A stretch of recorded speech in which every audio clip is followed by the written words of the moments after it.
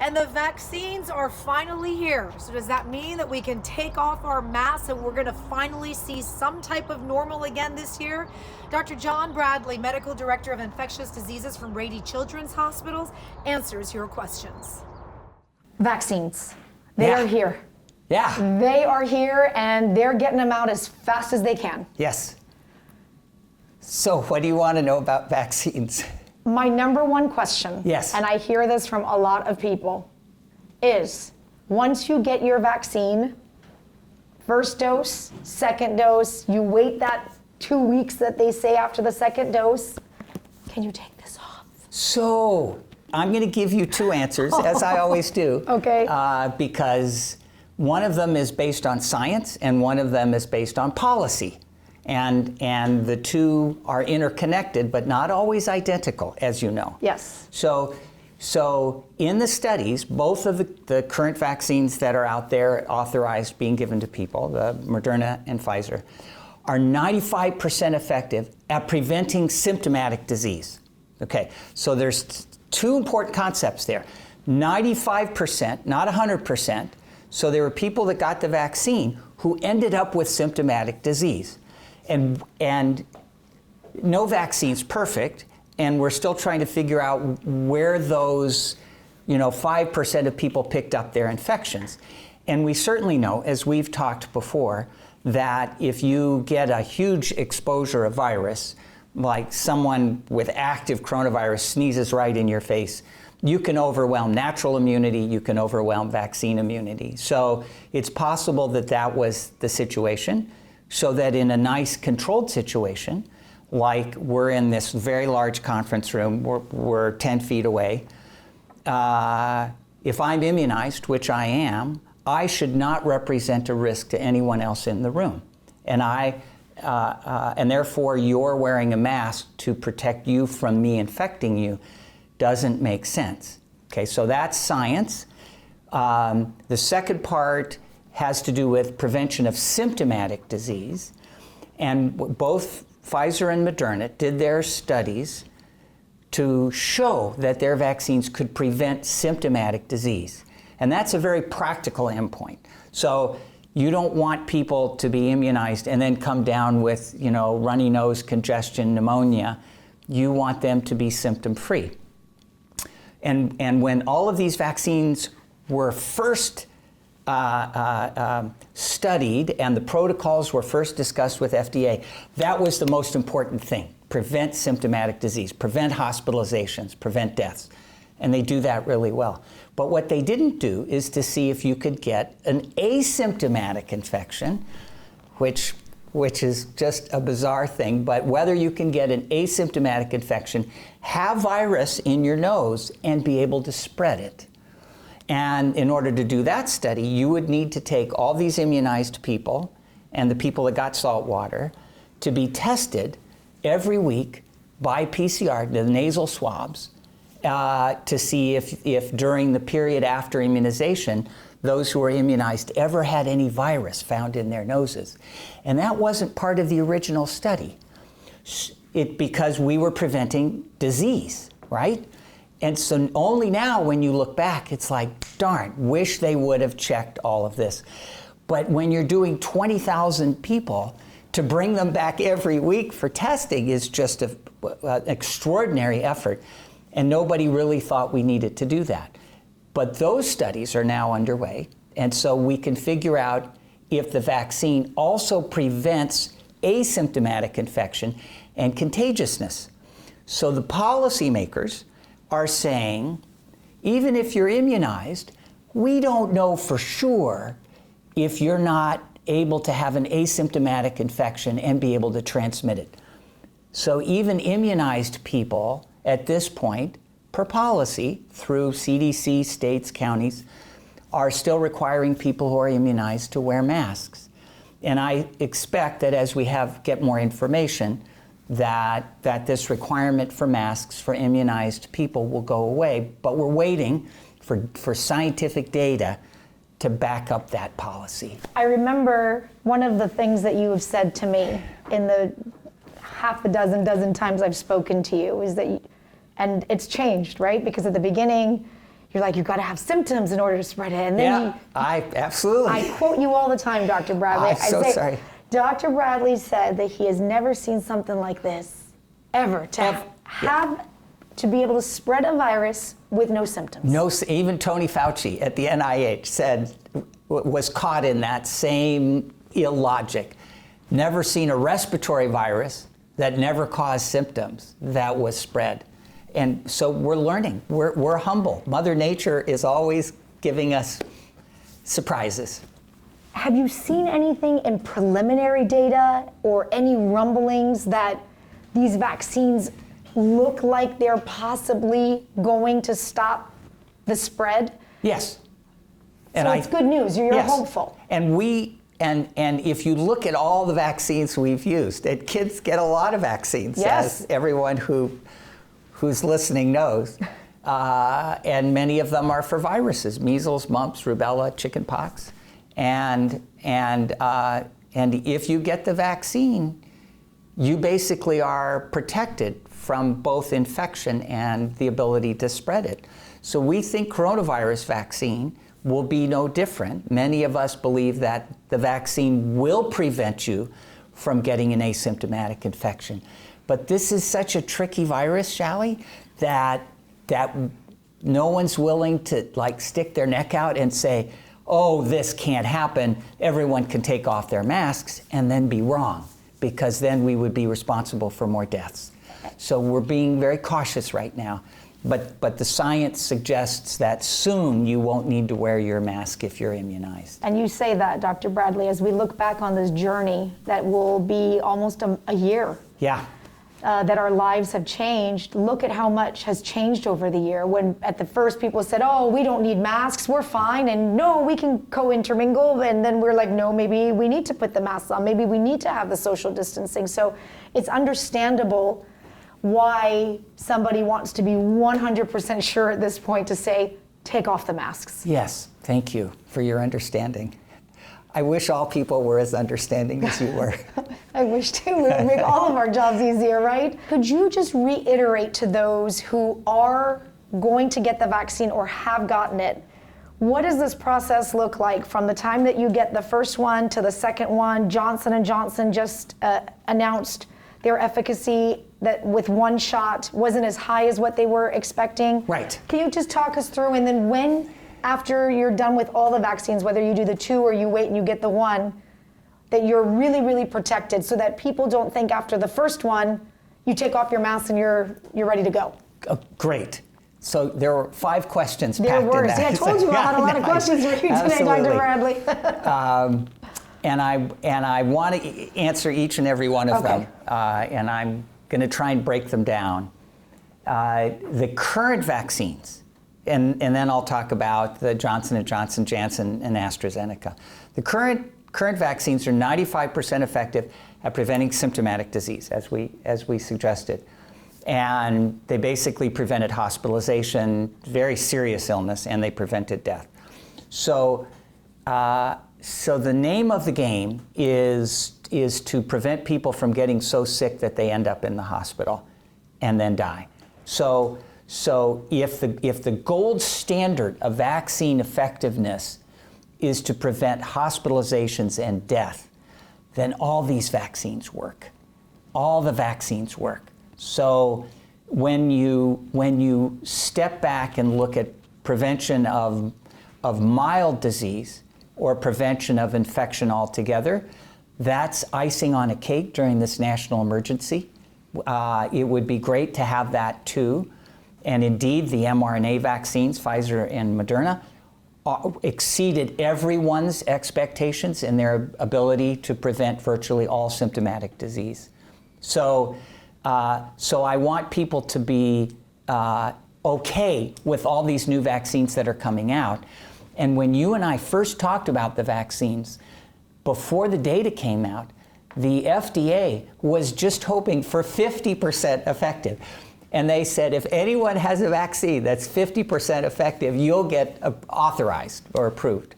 So all of these new vaccines have greatly exceeded that bar. And that's an important concept. So all the vaccines are good, And then we start fine-tuning, are there some vaccines that are better? And when we look at vaccines, there's effectiveness and then there's safety. And there's short-term safety and long-term safety. So, just like a brand new antibiotic that comes out, and I have to look at that antibiotic and I think, do I use this right now? Is this better than what I have? And the whole process isn't one where you can just look at one study and make your decision. So there's millions of people who've been immunized with the mRNA vaccines, and we have short-term safety data. It's great, 1 in 100,000 reactions, that's incredibly low. But we don't have data on long-term safety. So is it possible that a year from now, when we look at long-term data for all the vaccines, that some of these newer vaccines, the virus vaccines from Johnson & Johnson and AstraZeneca, or the just purified spike protein from Novavax, maybe their long-term safety will be better. So a year or two from now, when we're having this conversation, we'll say, well, if you look at both safety and efficacy, this is my choice. So right now, we're all focused on efficacy to try and get this pandemic under control so that people don't have to wear masks, kids can go back to schools, life back to normal. So that's the priority, and that's how we're gauging the vaccines. Our hospitals have been just overwhelmed, so the priority is to get a vaccine that prevents hospitalizations. And all the vaccines do that. So 65% efficacy at preventing symptomatic infection versus 95%, yeah, that's a difference. But they all, even the Johnson & Johnson vaccine prevents death, prevents serious ICU admissions.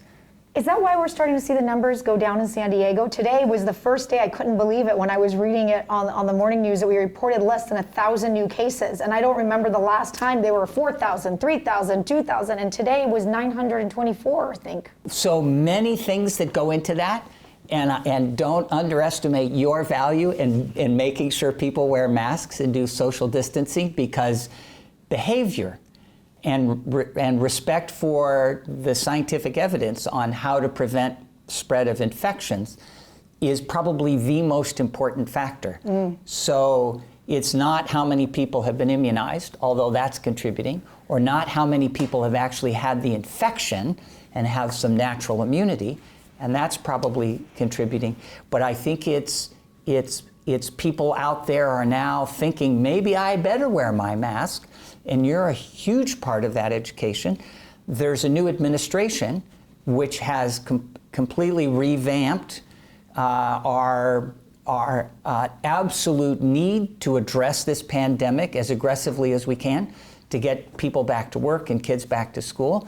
And so I think national policy from the top that's going through the states and counties is now in harmony. And so it's not only your message and a few, Anthony Fauci, but it's now all the governments. Everyone's aligned. This is what you really need to do to prevent the spread of infection.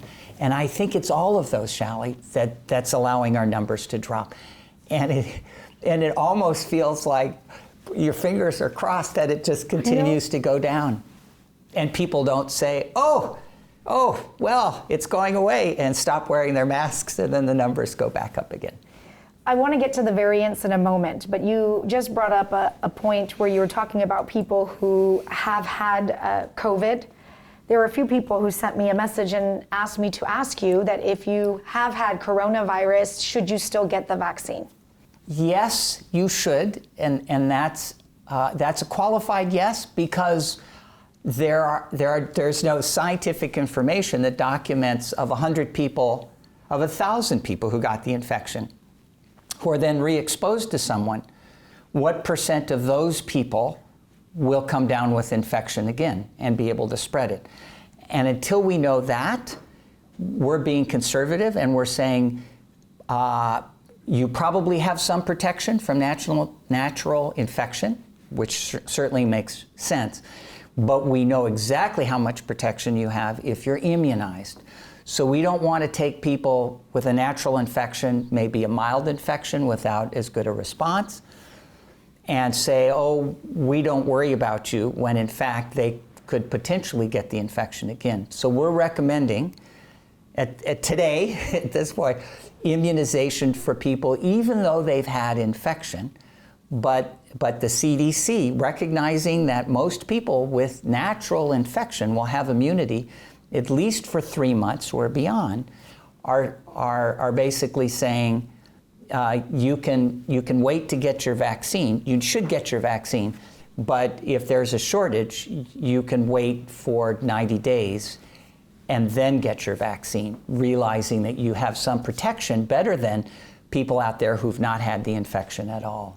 Some people wondering, is this a one-shot vaccine? Is this, do you have to get it every year, every 5 years, every 10 years? Yeah. I mean, if we're listening to you long enough, you should be able to answer, we should be able to start answering these questions, as we go along. Yeah, and that answer keeps evolving.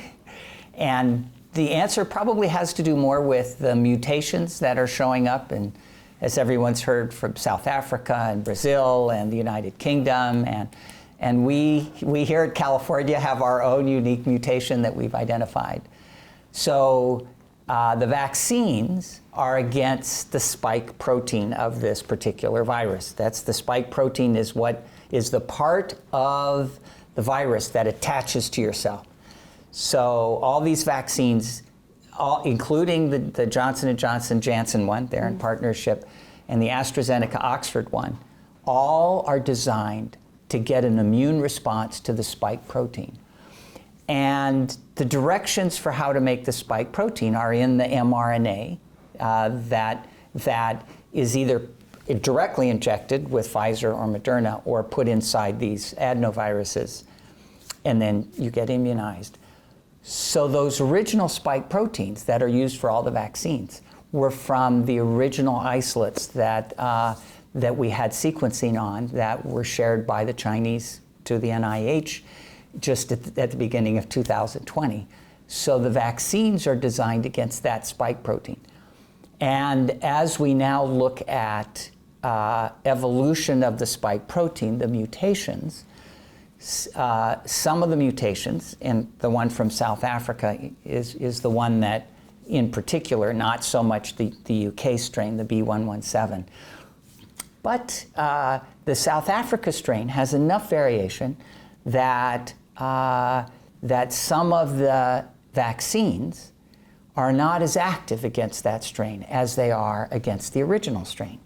So the concept that a year from now, you may have another vaccine, sort of like what we do with influenza, which mutates every year, and you get a new vaccine every year.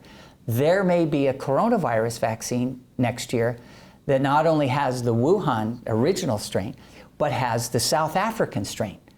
And we do this with influenza all the time. There's 4 different viruses represented in the flu vaccine, as you know. So we may have that many coronavirus mutations in one of the new vaccines that will come out subsequently. But we first need to know that the current vaccines aren't working before people, and the FDA allows testing of new vaccines and combination vaccines. That's all needs to be well laid out, justified, scientifically validated. So are we going to get new vaccines? I think, as I sit here today, it's more likely than not that there will be a newer vaccine which includes these mutations that the current vaccines are not so good at. But, and this is a huge but the older vaccines are still like 65% effective at the South African strains. So it's not an all or none phenomenon. It's not like you're either completely protected or not. You are somewhat protected, and you're probably very likely protected from hospitalization and death, even with the old vaccines against these new mutations from South Africa. So I want people to still continue to keep getting the vaccines that are available, but there may be fine-tuning on those vaccines for the subsequent shots in subsequent years. Does that make sense? It makes absolute sense. Okay. what I would like you to help me make sense of is, in the past week or so, some doctors and scientists have said that the worst wave of the coronavirus is upon us, not behind us. That with the variants that are out, that we are going to see what we thought was in the rearview mirror is actually ahead of us. When you hear that, one goes, wait a minute, but aren't we like vaccinating and we're headed in the right direction? What would you say to that? There's concern, always concern, and justification to those theories. And most of those are based on the fact that the B117, which has been pretty well studied, is more contagious, probably not more virulent, although those data are being looked at. So if you get a group of people, and we've seen the statistics between the 20 to 29 year age group, if you get 100 people together at a party, and the old strain is there, you may get 20 or 30 people who are infected, depending on how close people are. But given those same conditions with the B117, instead of 20 to 30, you'll get 40 to 50 people infected because it's more contagious. And then those people will then spread it when they go to other parties. So those are the predictions that the modelers are using. If there's a more infectious virus and people are not wearing masks or not immunized, then indeed the pandemic, it'll get worse. And there are nice models and predictions that it can be as bad as it was just a few months ago. I had heard that if everybody on planet Earth wore their mask for 4 weeks, coronavirus would be bye-bye. Yep. Forever. Well, So- if not, I mean, but the Yes, the pandemic, pandemic as we would be know, done. the pandemic would be over. absolutely. So it brings me now to my question of the masks, because there's been talk about wearing two, there's been talk about wear the KN95. I just had somebody send me a message and said, please ask Dr. Bradley, we live in San Diego, we live in an apartment, we wear our masks, but the people in our apartment building, they don't wear masks, so if we walk by them, am I gonna get coronavirus? So No. when you talk about it being more contagious, Yeah.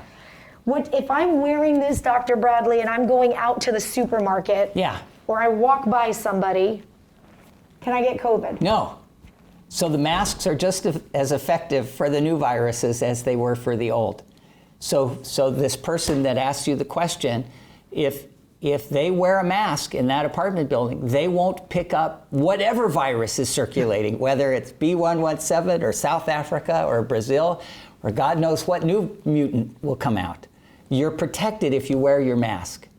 Does it make a difference with these surgical ones compared to the KN95 and the other ones, or wearing two right now? That there was some talk that to double up the protection? The surgical masks that we wear here in the hospital are tested and certified by state and federal agencies as safe, and the filtration is all quantitated, so we know how long we can wear the masks, and if there's moisture from your breath, how does that impact the filtration? So I can say that surgical masks are well defined, and I wear my surgical mask when I'm shopping. The cloth masks are not all standardized, so I can't tell you how good a surgical mask is. And I've seen people with knitted masks with big holes in it, which will help you not at all. So some common sense is important. So the finer the material, probably the better it works.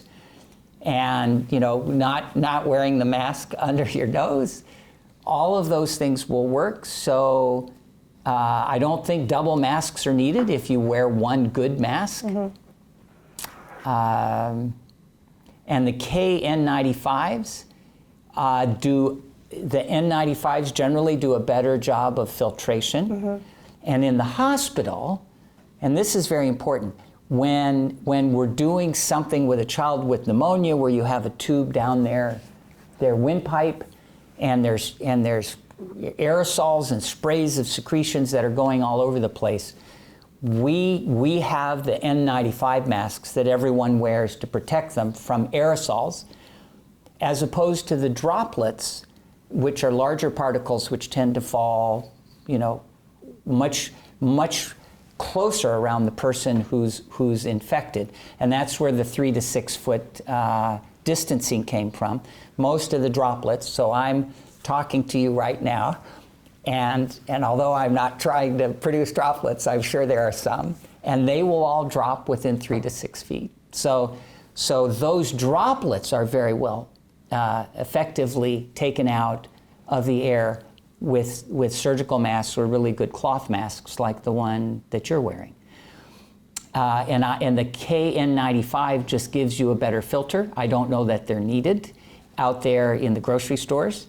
If you think you're going to be around people who are sick and coughing and sneezing, I probably would wear a KN95 just to decrease exposure, because the more you cough and sneeze, the more aerosols you will generate.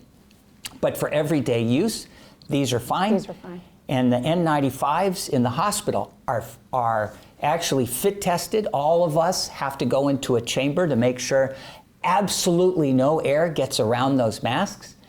And so every time you breathe, you're just sucking in air through this. I get a headache after 30 minutes. I feel sorry for the surgeons that wear them for hours. So, and the CDC's recommendations for surgical masks that we shared months ago are still those recommendations. And there's no information out there in public that these surgical masks do not work, or facial coverings as, good facial coverings as a substitute for surgical masks. They work. They work. Vaccine for kids. My little boy turned to me and said, "Mommy, am I going to get a shot soon? Is it time for me to get the vaccine?" And I said, let me ask Dr. Bradley next time I see him. You can tell him not for another year. So as everything that we do in research, we usually like to do the first studies in adults to make sure that there's no particular complication, and then we bring those vaccines and drugs into children. Excuse me. What's unique about coronavirus is that kids don't get sick. So most of the kids have asymptomatic infection, or just very mild infection. It doesn't slow the kids down. It's the adults, particularly older adults, who get sick. So all of these vaccine efforts are focused on older adults to prevent mortality, death, hospitalization. If things were flipped, and if children were the ones who were dying, we would have a vaccine for children that we were already giving to all the kids. But that isn't the case. We can wait patiently for all the adult data, which is what the FDA and all the companies have done. And every company with an adult vaccine is obligated by federal law to study their vaccines in children. This is Code of Federal Regulation. This is the law. Companies don't have a choice. So all these vaccines are being studied in children, and the first of those vaccines, Pfizer and Moderna, are starting up their vaccine trials this month and next month. And so within 6 to 10 months, those studies will be done, and we'll get approval for those vaccines for kids, probably by the end of this year or early next year. But the reason to immunize the kids is so that they don't spread infection to their parents and grandparents. And you've heard many, many stories where a child picks it up and then goes and visits the grandparents and hugs and kisses, and then the grandparent gets infection and dies. And that's just horrible. It's human nature for grandparents to love their grandkids. I've got 3 grandkids, so I personally feel that. So we need to immunize children to prevent them from infecting the high-risk adults. But if the high-risk adults are being immunized and the kids are not being immunized, can grandma, grandpa see their youngins now? So great question. And what we've discussed earlier is the facts that I'm going to use here. I told you that you can overwhelm vaccine immunity or natural immunity by a large dose. So if a 2-year-old who wants to be hugged and kissed grandma ends up having an infection, and could be asymptomatic. And could be asymptomatic, and the grandparent picks them up and hugs them, and that beautiful little child sneezes or coughs and kisses them in the face. That can potentially overwhelm the protection that the vaccine can give to the grandparent. So this is why we still want some level of recognition that the grandparents are at risk, but up until now, it's like, you're locked down. Children should not even visit their grandparents. And now, once the grandparents are immunized, we're working through that policy. But I'm actually comfortable saying that grandchildren can visit their grandparents if the grandparents are wearing masks. Use common sense. Don't kiss your grandchild. And if they're coughing and sneezing, if they're symptomatic, don't even visit. Okay. But until the kids are immunized, I think all that close hugging and kissing won't be possible. Are kids going to go back to school this year, you think, full time? I do. A lot of pieces to that puzzle, as you know, and we really want to protect the teachers. And as you know, as we go through the tiers, the teachers are in the next tier to be immunized in San Diego County. And I'm really excited about that, because even though we've told the teachers all you need to do is to wear your masks, and if you want to wear a shield and gloves and stuff, it's really hard to teach, let alone teach wearing all that protective equipment. And I don't know how you can keep order in a classroom. It's hard enough with kids without having to wear all the masks, and the kids are saying, "What did you say?" So immunizing teachers is going to be a large part of reassuring everyone that it's fine to go back to school. But as you know, there are many schools that are already in session, and the teachers have their protective equipment. There's distancing in the schools. There's protocols for wiping down desks, not bunching up kids. And those have worked. We've done really well in San Diego for the schools that are open. So I want to give congratulations to all those people who've done an excellent job in schools. And I hope that their example can be shared by other districts who can implement strategies to protect the teachers as well as other children. My final question is, last time we were here, I asked for a guess with room of that it could change, because every time I'm all open to this. As we learn, things change. I said, Dr. Bradley, when can I have a party?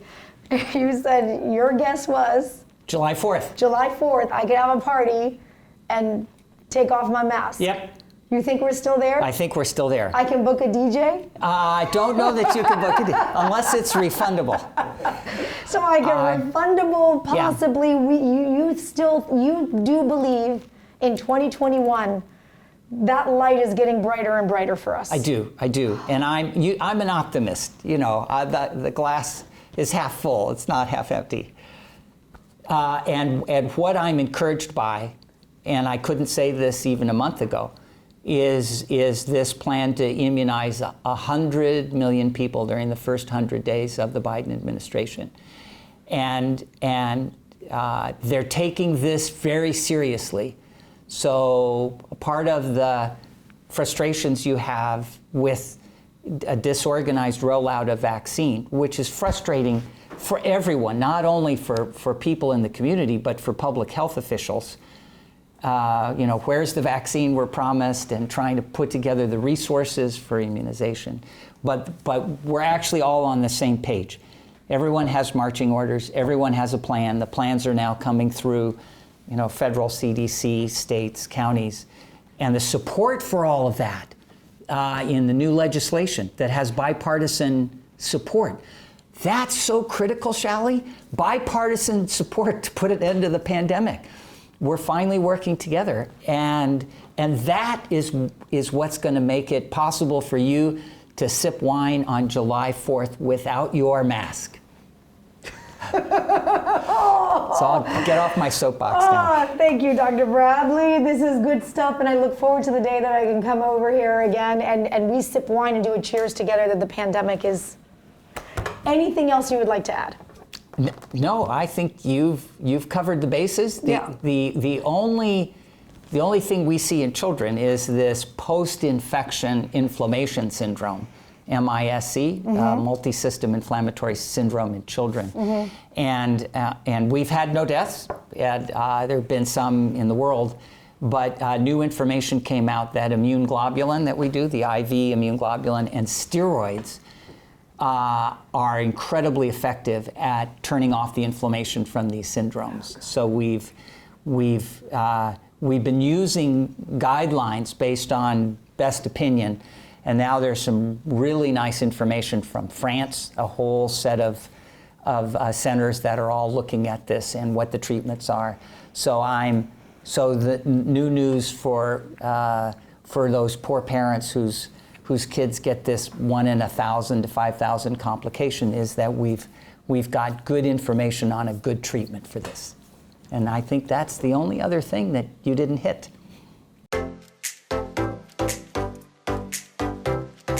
You've been listening to It Is What It Is with Shalzi. You can join in and ask your questions live during the podcasts on Shali's Facebook page. You can find so much more by following Shali Rady on Facebook, Instagram, Twitter, YouTube, and by visiting shalzi.com.